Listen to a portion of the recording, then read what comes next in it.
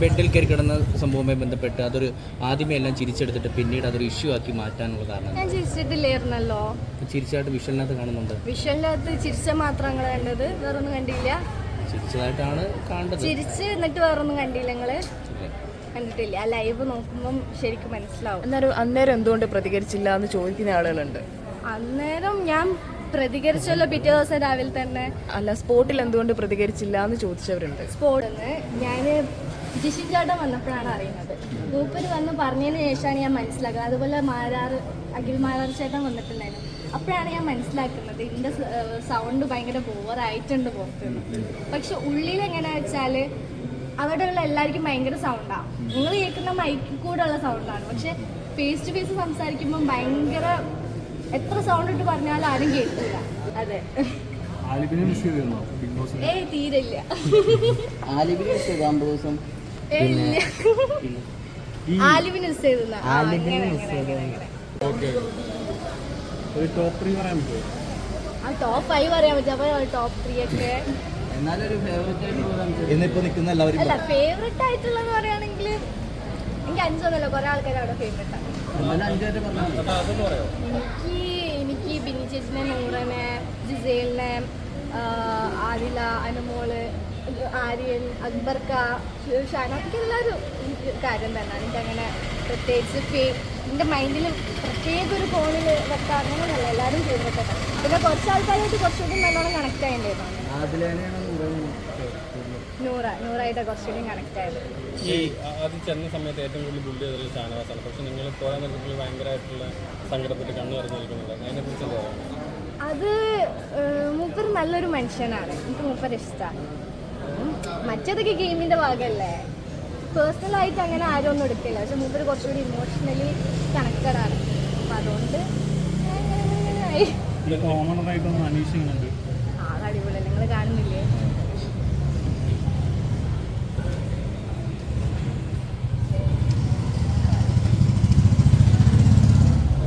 ഈ ആര്യൻ ബെഡിൽ കയറി കിടന്ന സംഭവവുമായി ബന്ധപ്പെട്ട് അതൊരു ആദ്യമേ എല്ലാം ചിരിച്ചെടുത്തിട്ട് പിന്നീട് അതൊരു ഇഷ്യൂ ആക്കി മാറ്റാനുള്ള കാരണം. ഞാൻ ചിരിച്ചിട്ടില്ലായിരുന്നല്ലോ.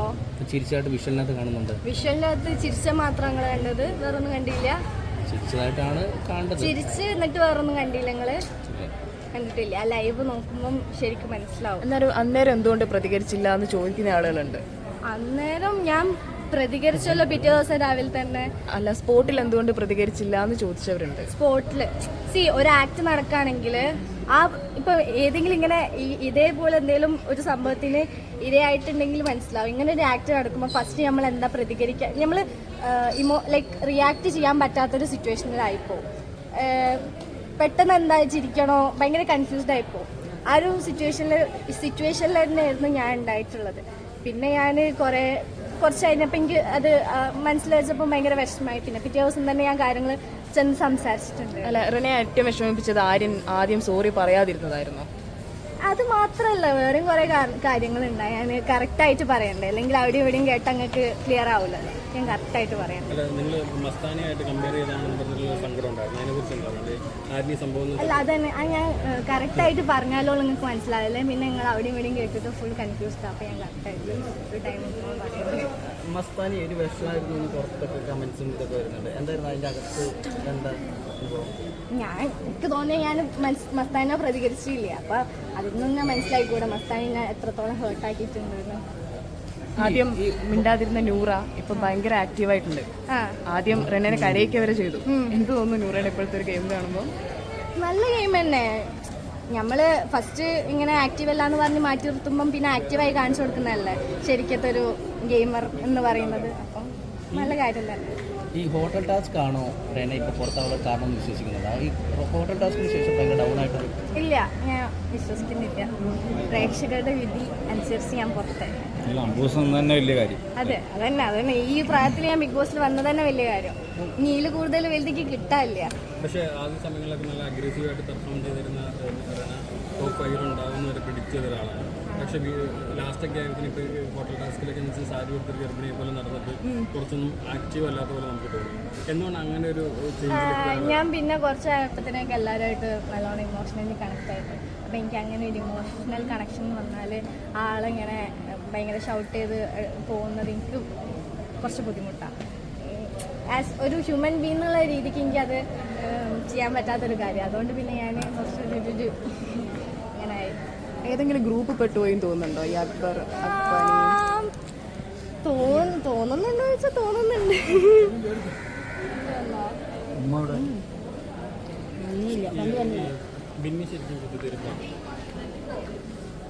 ആളെ ഗെയിമാണ് എന്തായിക്കോട്ടെ. കുത്തിരിപ്പാണെങ്കിൽ അവിടെ കുത്തിത്തിരിപ്പില്ലാത്ത ആൾക്കാരുണ്ട് എന്നാണ് വിചാരം. അവിടെയുള്ള എല്ലാവരും കുത്തിത്തിരിപ്പ് തന്നെയാണ്. അങ്ങനെ ബിന്നി മാത്രമല്ല, ബിന്നിന്റെ കുത്തിത്തിരിപ്പ് കുറച്ച് ഹൈലൈറ്റ് ചെയ്ത് പറയുന്നത് മാത്രം. ഈ കുത്തിത്തിരിപ്പ് പറയുന്ന ആളുകൾ തന്നെയാണ് ബിന്നിനെ ഹൈലൈറ്റ് ചെയ്തിട്ട് കുത്തിത്തിരിപ്പെന്ന് വിളിച്ച് പാട്ട് പാടുന്നതൊക്കെ ചെയ്യുന്നത്. അപ്പൊ അതിനെ കുറിച്ച് എന്താണ് ഈ എവിടാ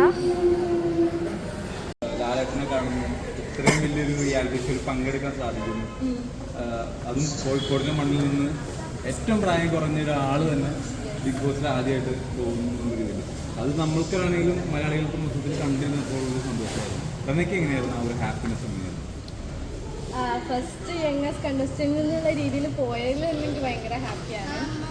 പിന്നെ 50 days നിന്നില്ലേ, അതുകൊണ്ട് അതിനെക്കാട്ടി ഭയങ്കര ഹാപ്പിയാണ്. ഈ ബിഗ് ബോസിൽ പോകുന്നതിന് മുന്നേ എന്തെങ്കിലും പ്രിപ്പറേഷൻസ് റെനയുടെ ഭാഗത്തുനിന്ന് ഉണ്ടായിരുന്നു? ഞാൻ ഇതിന് മുന്നത്തെ സീസൺസ് ഒക്കെ കണ്ടിട്ടുള്ളത് പ്രിപ്പറേഷനായിട്ട് അങ്ങനെയൊന്നും ചെയ്തിട്ടില്ല. 50 ദിവസം കംപ്ലീറ്റ് ചെയ്തത് വലിയൊരു കാര്യമാണ്. അപ്പോൾ അതെന്ത് തോന്നുന്നു 50 ദിവസം കംപ്ലീറ്റ് ചെയ്തപ്പോൾ? സന്തോഷം തോന്നുന്നു. ഈ റെനയ്ക്ക് ബിഗ് ബോസിൽ പോയി കഴിഞ്ഞപ്പോൾ ഉണ്ടാവുക മാറ്റവും മുന്നുണ്ടായ റെനെ ചോദിച്ചാൽ എന്തായിരിക്കും ഉണ്ടാവുക? മുന്നത്തെ റെനന്റെ മുന്നിൽ ഇത്ര ഫോണൊന്നും ഇല്ലായിരുന്നു. ഇപ്പോഴത്തെ പക്ഷെ എന്നാലും ഇന്റർവ്യൂസ് ഇൻഫ്ലുവൻസർ ആണല്ലോ. പക്ഷെ നമ്മളുടെ മൈൻഡ് ഗെയിമാണ്, ഒരാളുടെ പേഴ്സണൽ കാര്യങ്ങളെല്ലാം സംസാരിക്കുന്ന ഒരു സ്ഥലമാണ്. അത് ആളുകൾ കാണുന്ന ഒരു സ്ഥലമാണ്. അപ്പൊ എനിക്ക് അറിയാമായിരുന്നു എൻ്റെ സ്വഭാവം എങ്ങനെയായിരിക്കും ഇനി ആളുകൾ കാണുക അല്ലെങ്കിൽ ജനങ്ങൾ കാണുക എന്നുള്ളൊരു രീതിയിലൊക്കെ വെച്ച് നോക്കുമ്പോൾ അതൊക്കെ അറിഞ്ഞിട്ടാണ് നമ്മൾ എന്തായാലും പോവാ. അപ്പൊ അതെന്തായാലും മനസ്സിൽ വിചാരിച്ചിട്ടാണ് പോയത്.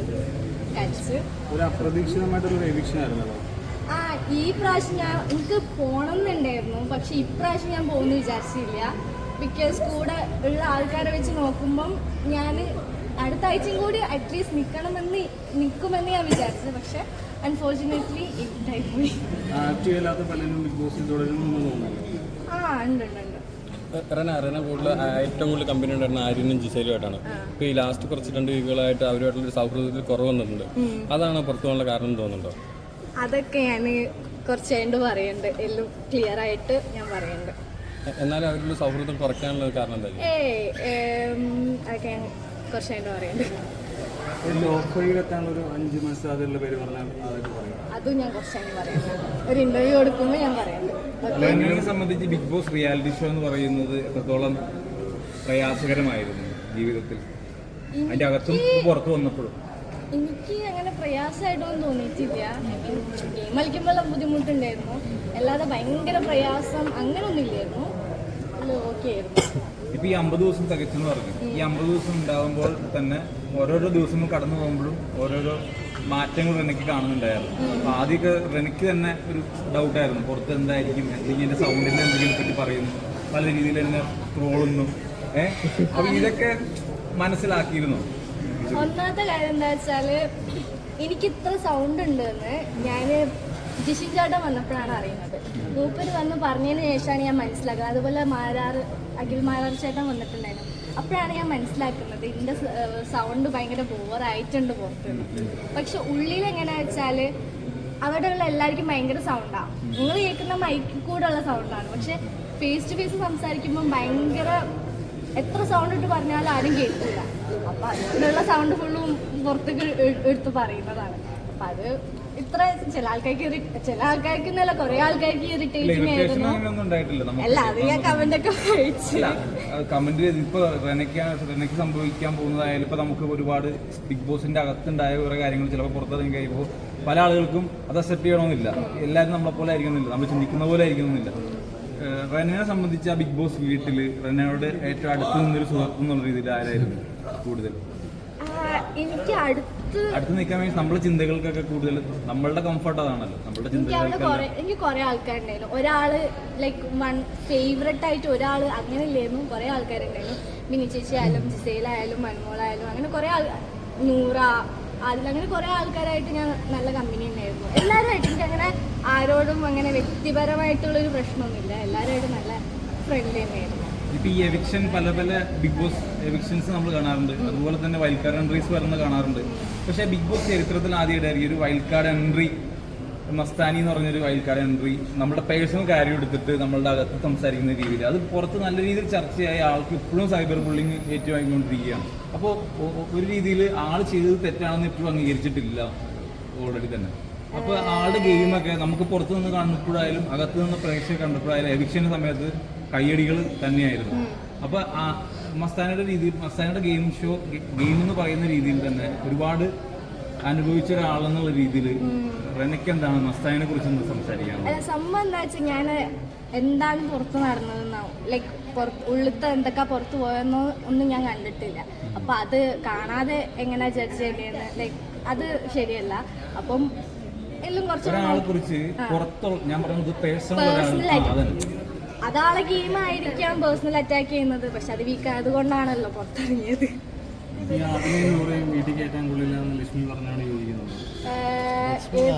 എന്താ പറഞ്ഞേ? അല്ല, അത് മോശം തന്നെയാണ്. ആ പറഞ്ഞതിന് ഞാൻ യോജിക്കുന്നു. ഞാൻ തന്നെ പറഞ്ഞതാണ് മോശം തന്നെയാണ്. നിങ്ങൾ അവരുടെ അതിലെ നൂറായിട്ട് ഭയങ്കര സൗഹൃദം ഉണ്ടായിരുന്നല്ലോ, നിങ്ങൾക്ക് എപ്പോഴെങ്കിലും അങ്ങനെ ഒരു ഇറിറ്റേഷൻ അവരിൽ? എനിക്കൊന്നും തോന്നിയിട്ടില്ല. ഇനിയിപ്പോൾ ഉള്ള ഭാവി പരിപാടികൾ കാര്യങ്ങളൊക്കെ എങ്ങനെയാണ്? കുറച്ചായിട്ട് പറയുന്നുണ്ട്. എല്ലാ ഇന്റർവ്യൂവിൽ പറയാൻ വേണ്ടിയിട്ടാണ്. അതെ. ആലിബിനെ മിസ് ചെയ്തിരുന്നോ ബിഗ് ബോസ്? തീരില്ല. ആലിബിനെ മിസ് ചെയ്തു 50 ദിവസം. ആലിബിനെ മിസ് ചെയ്തു.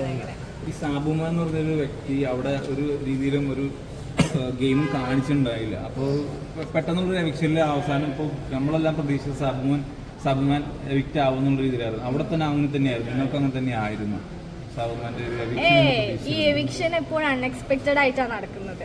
അപ്പം നമ്മൾ വിചാരിക്കാത്ത ആൾക്കാരാ പോവാ. ചിലപ്പോൾ നമ്മൾ വിചാരിക്കും നല്ല ഗെയിമറാന്ന്, പക്ഷെ ആൾക്കാരെങ്ങനെ കാണുന്നുള്ള രീതിക്കല്ലല്ലോ കാര്യങ്ങൾ. അപ്പൊ അനുമോളൊക്കെ പാവാണ്. എനിക്ക് അങ്ങനെ ഏതെങ്കിലും തരത്തിലൊന്നും തോന്നിയിട്ടില്ല. നല്ല അടിപൊളിയായിരുന്നു. ബാഗൊക്കെ അപ്പുറം ഉണ്ടാവും. പലതും നടക്കാം. നമുക്ക് പ്രഡിക്റ്റ് ചെയ്യാൻ കഴിയില്ല. അല്ല, എനിക്ക് മുമ്പ് തന്നെ പറഞ്ഞു ഒട്ടും വിചാരിച്ചില്ല വിക്റ്റാവും, ഒരാഴ്ച കൂടി നിൽക്കുന്നൊക്കെ തോന്നി. എനിക്ക് മുമ്പ് ഔട്ടാവും തോന്നിയ ആളാരായിരുന്നു. അവിടെ സേഫ് ഗെയിം കളിക്കുന്ന രണ്ട് മൂന്നല്ല ഒരു 3-4-5 പേരൊക്കെ ഉണ്ട്. അപ്പോൾ ഓരൊക്കെ എവിക്റ്റ് ആവുമായിരുന്നു എന്ന് ഞാൻ വിചാരിച്ചു. പക്ഷെ ഒരു എവിക്ഷന് വന്നില്ല ഇപ്രാവശ്യം, അതുകൊണ്ട് ഒരു എവിക്റ്റ് ആയില്ല. ഞാൻ അങ്ങനെ പേരെടുത്ത് പറയുന്നില്ല. നിങ്ങൾക്ക് നിങ്ങളെ ഗെയിം ആണല്ലോ, എന്നെക്കാളും കൂടുതൽ നിങ്ങളല്ല കാണുന്നത്. അപ്പം നിങ്ങൾക്ക് തന്നെ മനസ്സിലാവില്ലേ? ആലോചിക്കണം. റിയാസ് സലീം വന്നപ്പോഴേ കുറച്ച് ഭയങ്കരമായിട്ട് ലക്ഷ്മിനെ മാത്രം അറ്റാക്ക് ചെയ്തിട്ടുള്ള പരിപാടി. റെനിക്ക് എന്താ തോന്നി? അത് ആളെ ഗെയിം. ഇപ്പം റിയാസിന് ലക്ഷ്മി അറ്റാക്ക് ചെയ്യാൻ തോന്നി, റിയാസ് അറ്റാക്ക് ചെയ്ത് ലക്ഷ്മി അതിനുള്ള തിരിച്ച് പ്രതികരിച്ച്. അപ്പം അതൊരു തമ്മിലുള്ള ഗെയിം. ഞാനായിട്ട് വലിയ ബുദ്ധിമുട്ടൊന്നും ഇല്ലായിരുന്നു. ഈ ലക്ഷ്മിയായിട്ടുള്ള കുറെ പ്രശ്നങ്ങൾ അവിടെ ഉണ്ടായതിനു ശേഷം എല്ലാവരും പെട്ടെന്ന് അവരുമായിട്ട് വീണ്ടും ജെല്ലായത്. അതെങ്ങനെയായിരിക്കും ശരിക്കും അങ്ങനെ ഒരു സംഭവിക്കുന്നത്? അത് അവരോട് ചോദിക്കണ്ടേ. നല്ല കമ്പനിയല്ലേ വീണ്ടും? നമ്മളെല്ലാരും അങ്ങനെ കമ്പനിക്ക് പ്രശ്നമൊന്നുമില്ല. എല്ലാവരും നല്ല കമ്പനി തന്നെ. ഇതുവരെ നിർത്തിച്ച പ്രേക്ഷകരോട് എനിക്ക് പറയാനുള്ളത് ഈ അനീഷറിന്റെ ഗെയിമിനെ കുറിച്ചിട്ടൊക്കെ എന്താ പറയാനുള്ളത്? അനീഷ് ഞാൻ പിന്നെ പറയാം. ഭയങ്കര ഇഷ്ടപ്പെട്ടു.